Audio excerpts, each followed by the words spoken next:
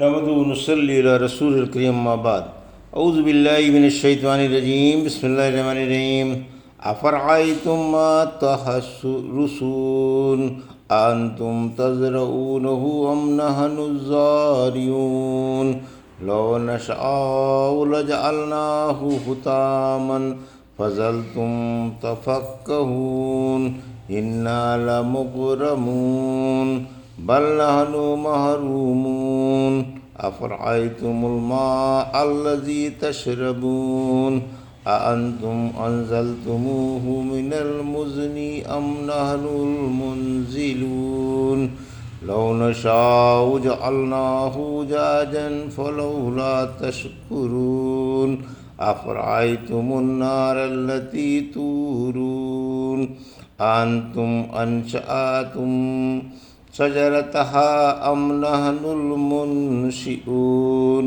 نحن جعلناها تذكرة ومتاعا للمقوين فسبح باسم ربك العظيم فلا أقسم بمواقع النجوم وإنه لقسم لو تعلمون عظيم إنه لقرآن كريم في كتاب مكنون لا يمسه إلا المطهرون تنزيل من رب العالمين أفبهذا الحديث أنتم مدهنون وتجعلون رزقكم أنكم تكذبون۔ ابھی آپ نے سورہ واقعہ کی آیت 63 سے 82 کی تلاوت سماعت فرمائی۔ ان آیتوں کا ترجمہ اور تفسیر اس طرح ہے: افرأیتم ما تحرثون، آیت 63، انتم تزرعونہ ام نحن الزارعون، آیت 64، لو نشاء لجعلناہ حطاما فظلتم تفکہون، آیت 65، انا لمغرمون، آیت 66، بل نحن محرومون، آیت 67، افرأیتم الماء الذی تشربون، آیت 68، اانتم انزلتموہ من المزن ام نحن المنزلون، آیت 69، لو نشاء جعلناہ اجاجا فلولا تشکرون، آیت 70، افرأیتم النار التي تورون، آیت 71، اانتم انشأتم شجرتها ام نحن المنشئون، آیت 72، نحن جعلناها تذکرة ومتاعا للمقوین، آیت 73، فسبح باسم ربک العظیم، آیت 74۔ ترجمہ: بھلا بتاؤ تو صحیح، جو کچھ تم بولتے ہو کیا تم اسے اگاتے ہو، یا اگر ہم چاہیں تو اسے خشک کر ڈالیں، اور تم یہی کہتے رہ جاؤ کہ ہم پر تاوان پڑ گیا، بلکہ محروم ہی رہ گئے۔ بھلا بتاؤ تو صحیح، جو پانی تم پیتے ہو کیا تم نے اسے بادلوں سے برسایا ہے؟ ہم چاہیں تو اسے کڑوا کر دیں، پھر کیوں احسان مند نہیں ہوتے؟ بھلا بتاؤ تو صحیح، وہ آگ جسے تم سلگاتے ہو کیا اس کا درخت تم نے پیدا کیا، یا ہم نے اس کو عبرت کا ذریعہ اور مسافروں کے فائدے کی چیز بنایا، لہٰذا آپ اپنے عظیم رب کے نام کی پاکی بیان کرتے رہیں۔ یہ تھا ترجمہ سورہ واقعہ کی آیت 63 سے 74 کا۔ تفسیر: آیت 63، پیدا کرنا اللہ کا کام ہے، یعنی زمین کا جو تنا اسے تیار کرنا، زمین کا جوتنا، اسے تیار کرنا، پھر اس میں قاعدے سے بیج بکھیرنا تو تمہارا کام ہے، پھر اس میں بکھرا ہوا بیج اگانا اور اسے پروان چڑھانا ہمارا کام۔ آیت 64، کیا بکھرا ہوا بیج تم اگاتے ہو یا ہم؟ سخت و بے جان مٹی کی چھاتی سے نرم و نازک سوئی ہم نکالتے ہیں، جو زمین کا سینہ چیر کر باہر آ جاتی ہے، پھر اس کو پھل پھول دینا اور پروان چڑھانا ہمارا کام ہے۔ رحمت عالم صلی اللہ علیہ وسلم نے فرمایا، میں نے بویا کہہ سکتے ہو، میں نے اگایا نہیں کہہ سکتے۔ ابو ہریرہ رضی اللہ عنہ نے بھی پھر یہ آیت پڑھی، آیت 65، یعنی ہم نے اپنی مہربانی سے یہ بیج باقی رہنے دیا اور تم پر ترس کھا کر اسے پیدا کر دیا، بڑھایا، پکایا، پروان چڑھایا، پھر بڑھا چڑھا کر تمہیں واپس کر دیا۔ اگر ہم چاہتے تو اسے مضبوط و تنے پر کھڑا ہونے اور کٹنے سے پہلے ہی سکھا دیتے، پھر تم کب افسوس ملتے ہوئے اور باتیں ہی بناتے ہوئے رہ جاتے کہ ہائے ہماری شامت، ہمارا تو بیج بھی واپس نہ لوٹا اور ہم محنت کر کے تھک گئے، بیٹھ گئے اور سرمایہ الگ غارت ہوا۔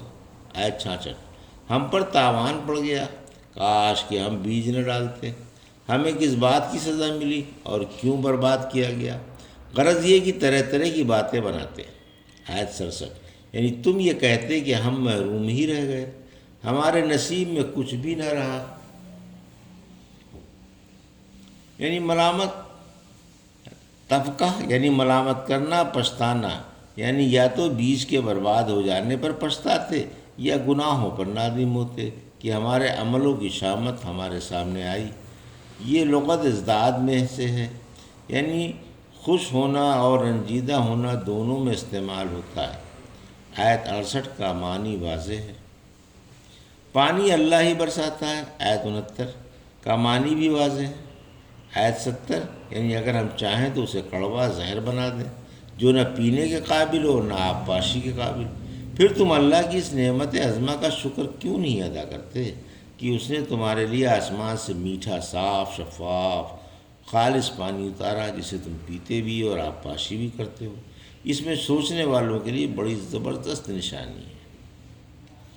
پانی پی کر دعا، نبی صلی اللہ علیہ وسلم پانی پی کر دعا فرماتے، الحمدللہ الذی سقانا عذابا فراتا برحمت ولم یجعلہ ملحا اجاجا بذنوبنا۔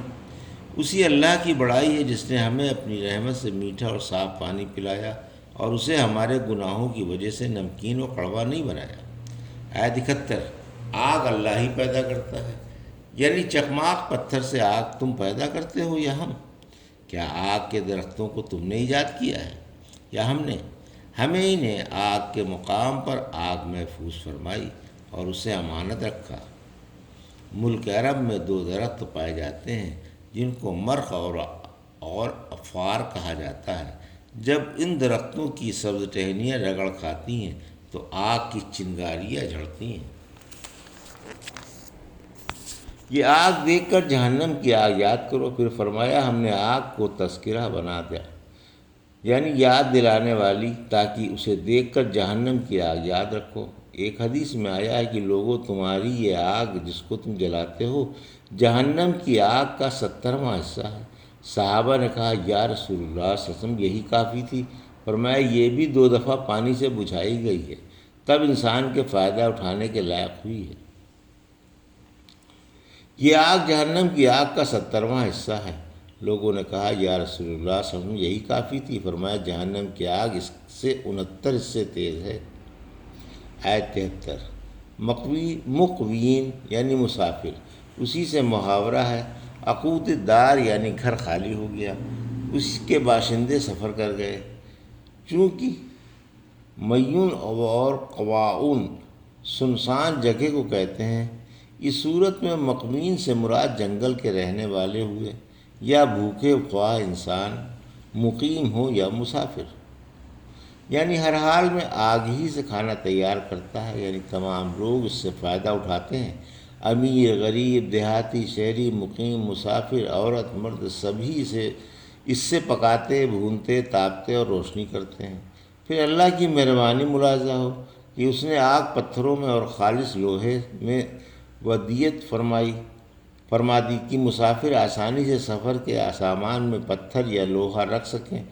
جب کہیں پڑاؤ ڈالیں تو پتھر یا لوہے سے آگ کی چنگاریاں نکال کر اسے استعمال کر لیں۔ ہمارے زمانے میں ماچس کی چھوٹی چھوٹی تیلیوں میں جن کے سروں پر گندھک وغیرہ کا مسالہ لگا رہتا ہے، اللہ نے آگ ودیت فرما دی۔